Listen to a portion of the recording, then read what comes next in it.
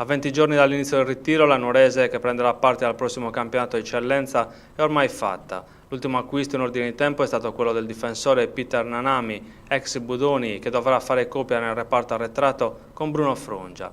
Ora spetterà al tecnico Bernardo Mereu assemblare una formazione competitiva che si giochi fino in fondo alle chance di promozione con le rivali. Le più accreditate, in attesa che si definisca il quadro dei ripescaggi, appaiono le due formazioni del Sarrabus, Castiadas e Muravera, ma anche il Portocorallo si è rafforzato. Poi c'è il Fertilia dei Giovani che può rappresentare, almeno nella fase iniziale del torneo, un avversario insidioso. Ma la nuorese dovrà badare innanzitutto a se stessa. L'organico allestito dalla società sulla carta è di primo livello e ricorda, per il mix di giovani e giocatori esperti, la squadra che riuscì sotto la guida di Virgilio Perra a vincere il campionato di eccellenza.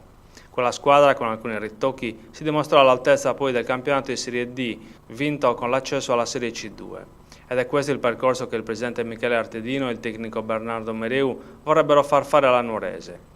Costruire una squadra che tenti in 2 anni di arrivare in Serie D, ma senza rinunciare a farlo già da quest'anno. Sarà importante partire subito bene per crescere poi nel corso della stagione. Una partenza felice potrebbe dare entusiasmo al gruppo e riportare il grande pubblico al Frogheri.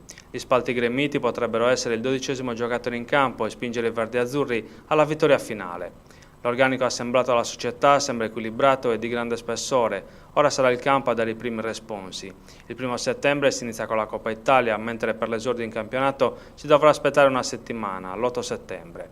E per i tifosi verdi-azzurri ci sarà sicuramente da divertirsi.